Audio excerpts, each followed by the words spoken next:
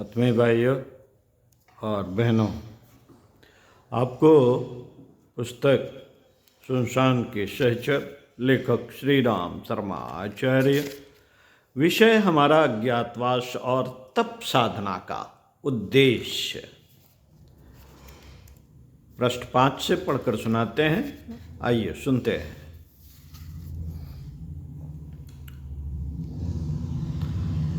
तप की शक्ति अपार है। जो कुछ अधिक से अधिक शक्ति संपन्न तत्व इस विश्व में है, उसका मूल तप में ही सन्निहित है। सूर्य तपता है, इसलिए ही वह समस्त विश्व को जीवन प्रदान करने लायक प्राण भंडार का अधिपति है। ग्रीष्म की उष्मा से जब वायुमंडल भली प्रकार तप लेता है तो मंगलमयी वर्षा होती है।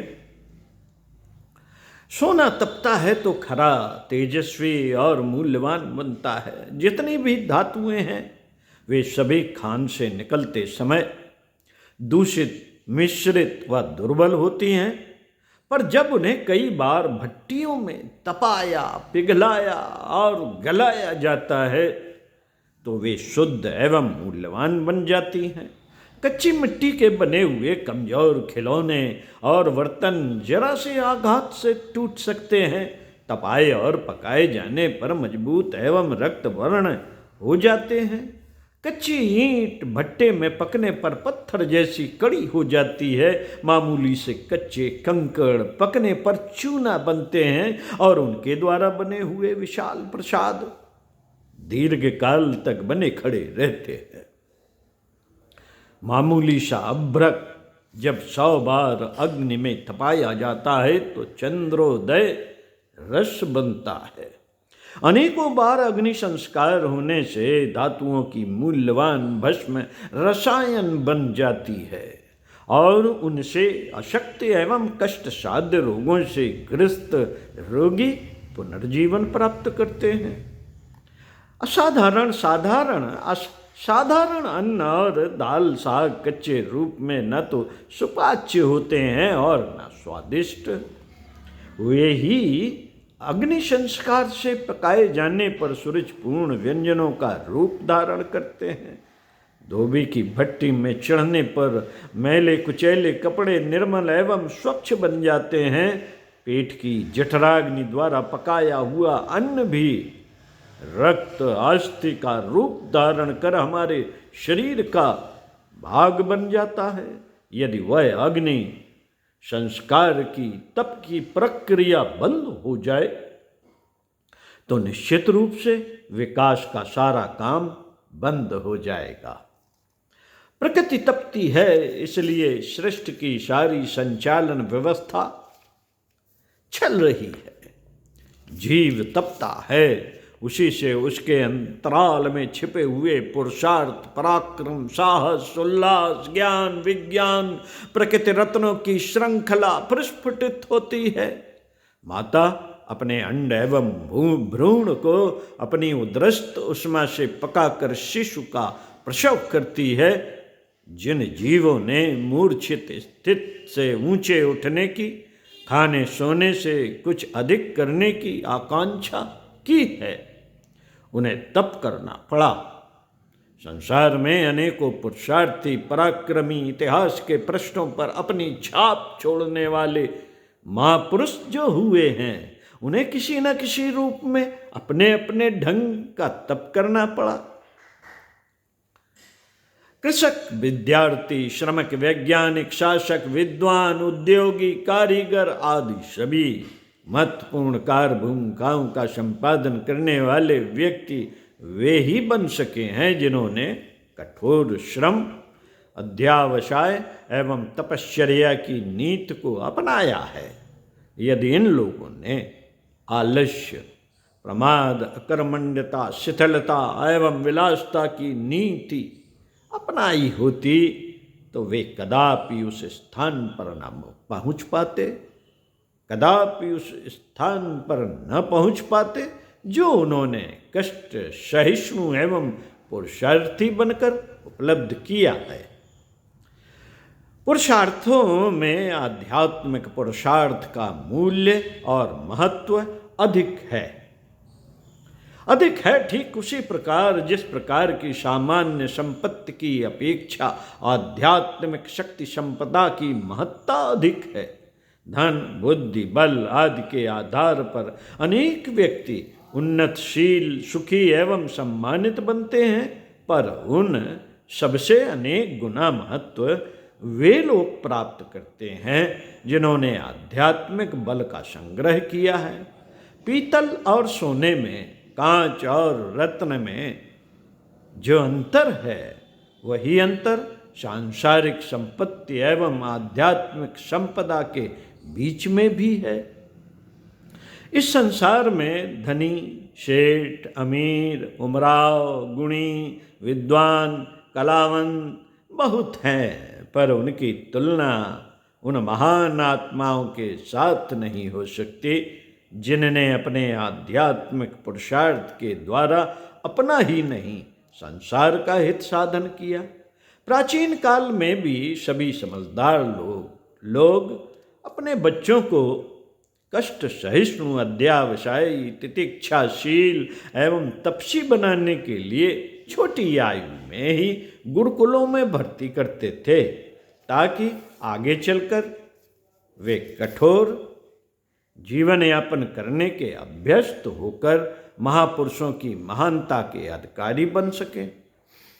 संसार में जब कभी कोई महान कार्य संपन्न हुए हैं तो उनके पीछे तपश्चर्या की शक्ति अवश्य रही। हमारा देश देवताओं और नर रत्नों का देश रहा है। यह भारत भूमि स्वर्गादप गिरी ऐसी कहलाती रही है। ज्ञान, पराक्रम और संपदा की दृष्टि से यह राष्ट्र सदा से विश्व का मुकुटमणि रहा है। उन्नत के इस उच्च शिखर पर पहुंचने का कारण यहाँ के निवासियों की प्रचंड तपनिष्ठा ही रही है।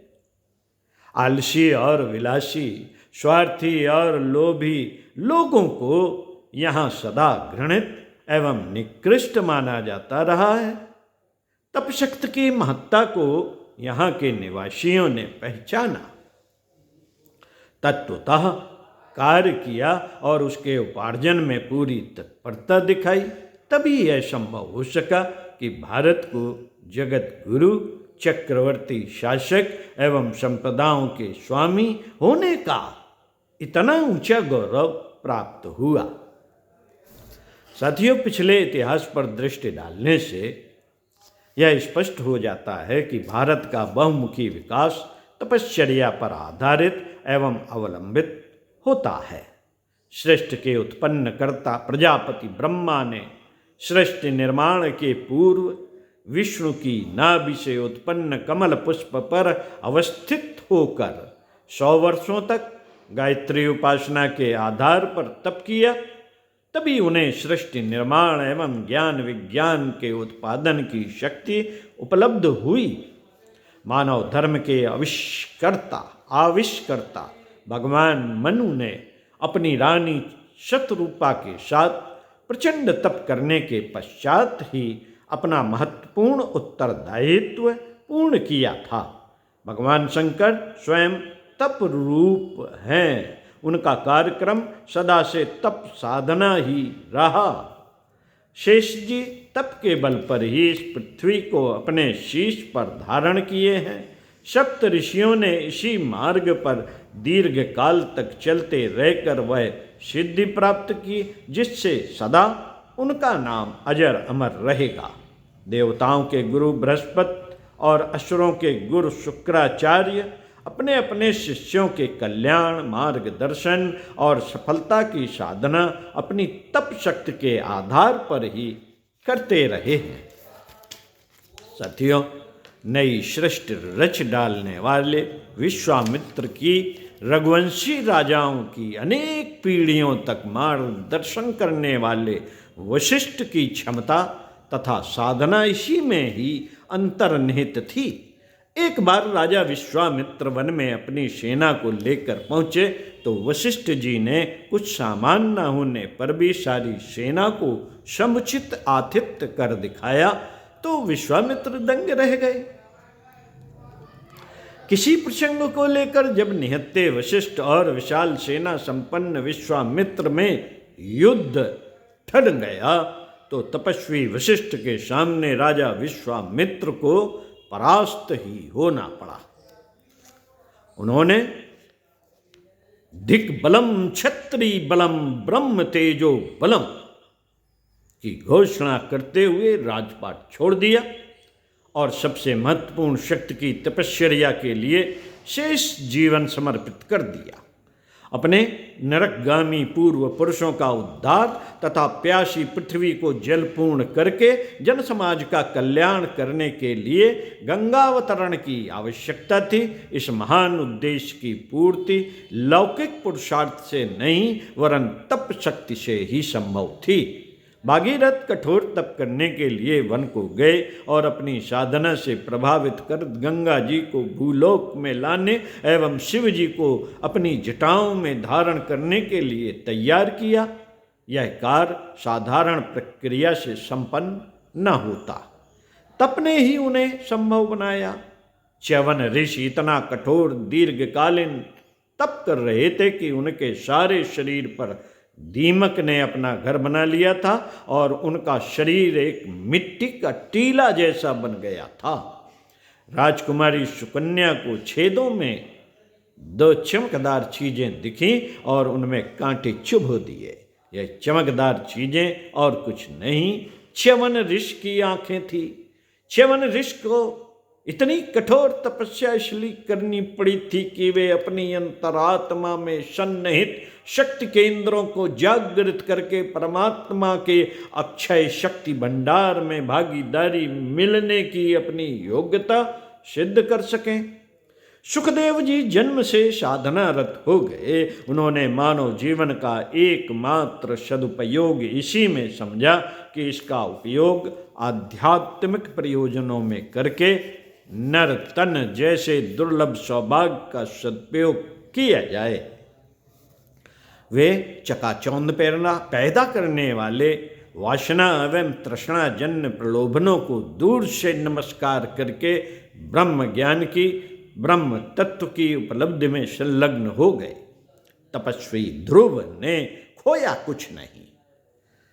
तपस्वी ध्रुव ने खोया कुछ नहीं। यदि वह साधारण राजकुमार की तरह मौज शौक का जीवन यापन करता तो समस्त ब्रह्मांड का केंद्र बिंदु ध्रुव तारा बनने और अपनी कीर्ति को अजर अमर बनाने का लाभ उसे प्राप्त न हो सका होता।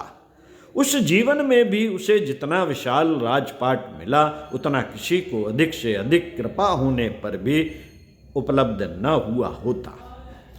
पृथ्वी पर बिखरे हुए अन्न कणों को बीन कर अपना निर्वाह करने वाले कणाद ऋषि, वट वृक्ष की दूध पर गुजारा करने वाले वाल्मीकि ऋषि भौतिक विलासता से वंचित रहे, पर इसके बदले में जो कुछ पाया वह बड़ी से बड़ी संपदा से कम न था। भगवान बुद्ध और भगवान महावीर ने अपने काल में लोक की दुर्गति को मिटाने के लिए तपस्या को ही ब्रह्मास्त्र के रूप में प्रयोग किया। व्यापक हिंसा और असुरता के वातावरण को दया अहिंसा के रूप में परिवर्तित कर दिया। दुष्टता को हटाने के लिए यों अस्त्र शस्त्रों का दंड दमन का मार्ग सरल समझा जाता है, पर वह भी सेना एवं आयुधों की सहायता से उतना नहीं हो सकता जितना तपोबल से। अत्याचारी शासकों का पृथ्वी से उन्मूलन करने के लिए परशुराम जी का फरसा अद्भुत अस्त्र सिद्ध हुआ। उसी से उन्होंने सेना के बड़े बड़े सामंतों से सुसज्जित राजाओं को परास्त कर 21 बार पृथ्वी को राजाओं से रहित कर दिया। अगस्त का कोप बेचारा समुद्र क्या सहन करता। उन्होंने 3 चुल्लुओं से सारे समुद्र को उद्रस्त कर लिया। देवता जब किसी प्रकार असुरों को परास्त न कर सके, लगातार हारते ही गए, तो तपस्वी दधीच की तेजस्वी हड्डियों का वज्र प्राप्त कर इंद्र ने देवताओं की नाव को पार लगाया। प्राचीन काल में विद्या का अधिकारी वही माना जाता था जिसमें तितिक्षा एवं कष्ट सहिष्णुता की क्षमता होती थी। ऐसे ही लोगों के हाथ में पहुंचकर विद्या उसका व समस्त संसार का कल्याण करती थी। आज विलासी और लोभी प्रवृत्ति के लोगों को ही विद्या सुलभ हो गई, फलस्वरूप वे उसका दुरुपयोग भी खूब कर रहे हैं। हम देखते हैं कि अशिक्षितों की अपेक्षा सुशिक्षित ही मानवता से अधिक दूर हैं और वे विभिन्न प्रकार की समस्याएं उत्पन्न करके संसार की सुख शांति के लिए अभिशाप बने हुए हैं। प्राचीन काल में प्रत्येक अभिभावक अपने बालकों को तपस्वी मनोवृत्ति का बनाने के लिए उन्हें गुरुकुलों में भेजता था और गुरुकुलों के संचालक बहुत समय तक बालकों में कष्ट सहिष्णुता जागृत करते थे और जो इस प्रारंभिक परीक्षा में सफल होते थे उन्हें ही परीक्षाधिकारी मानकर विद्या दान करते थे। उद्दालक, आरुणी आदि अगणित छात्रों को कठोर परीक्षाओं में से गुजरना पड़ा था। इसका वृतांत सभी को मालूम है। ब्रह्मचर्य को तप का प्रधान अंग माना गया। बजरंगी, हनुमान, बाल ब्रह्मचारी, भीष्म पितामह के पराक्रमों से हम सभी परिचित हैं। शंकराचार्य, दयानंद प्रभृत अनेकों महापुरुष अपने ब्रह्मचर्य व्रत के आधार पर ही संसार की महान सेवा कर सके। प्राचीन काल में ऐसे अनेकों गृहस्थ होते थे जो विवाह होने पर भी अपनी पत्नी के साथ ब्रह्मचर्य का पालन करते थे। आत्मबल प्राप्त करके तपस्वी लोग उस तप बल से न केवल अपना आत्म कल्याण करते थे वरन अपनी थोड़ी सी शक्ति शिष्यों को देकर उनको भी महान पुरुष बना देते थे। विश्वामित्र के आश्रम में रहकर रामचंद्र जी का, संदीपन ऋषि के गुरुकुल में पढ़कर कृष्णचंद्र जी का ऐसा निर्माण हुआ कि भगवान ही कहलाए। समर्थ गुरु रामदास के चरणों में बैठकर एक मामूली सा मराठा बालक छत्रपति शिवाजी बना रामकृष्ण परमहंस से शक्ति कण पाकर नास्तिक नरेंद्र संसार का श्रेष्ठ धर्म प्रचारक विवेकानंद कहलाया। प्राण रक्षा के लिए मारे मारे फिरते हुए इंद्र को महर्षि दधीचि ने अपनी हड्डियां देकर उसे निर्भय बना दिया। नारद का जरा सा उपदेश पाकर डाकू वाल्मीकि महर्षि बन गया। साथियों, उत्तम संतान प्राप्त करने के अभिलाषी भी तपस्वियों के अनुग्रह से सौभाग्यान्वित हुए। श्रृंगी ऋषि द्वारा आयोजित पुत्रेष्ठ यज्ञ के द्वारा 3 विवाह करने लेने पर भी संतान न होने पर राजा दशरथ को 4 पुत्र प्राप्त हुए। राजा दिलीप ने चिरकाल तक अपनी रानी समेत वशिष्ठ के आश्रम में रहकर गौ चराकर जो अनुग्रह प्राप्त किया उसके फलस्वरूप ही डूबता वंश पुत्र प्राप्त हुआ। पांडु जब संतानोत्पादन में असमर्थ रहे तो व्यास जी के अनुग्रह से प्रतापी 5 पांडव उत्पन्न हुए। श्री जवाहरलाल नेहरू के बारे में कहा गया है कि उनके पिता श्री मोतीलाल नेहरू जब चिरकाल तक संतान से वंचित रहे तो इनकी चिंता दूर करने के लिए हिमालय निवासी एक तपस्वी ने अपना शरीर त्यागा और उनका मनोरथ पूर्ण किया। अनेकों ऋषि कुमार अपने माता पिता का प्रचंड अध्यात्म बल जन्म से ही लेकर पैदा होते थे और वे बालकपन में ही वह कार्य कर लेते थे जो बड़ों के लिए कठिन होते थे। लोमेश ऋषि के पुत्र श्रृंगी ऋषि ने राजा परीक्षित द्वारा अपने पिता के गले में सर्प डाला जाता देख क्रोध से श्राप दिया कि 7 दिन में कुकृत्य करने वाले को सर्प काट लेगा। परीक्षित की सुरक्षा के भारी प्रयत्न किए जाने पर भी सर्प से काटे जाने का ऋषि कुमार का शाप सत्य होकर ही रहा। शाप और वरदानों के आश्चर्यजनक परिणाम की चर्चा से हमारे प्राचीन इतिहास के पृष्ठ भरे पड़े हैं। श्रवण कुमार को तीर मारने के दंड स्वरूप उसके पिता ने राजा दशरथ को श्राप दिया था कि वह भी पुत्र शोक में इसी प्रकार बिलक बिलक कर मरेगा। तपस्वी के मुख से निकला हुआ वचन असत्य नहीं हो सकता था। दशरथ को उसी प्रकार मरना पड़ा था। गौतम ऋषि के श्राप से इंद्र और चंद्रमा जैसे देवताओं की दुर्गत हुई।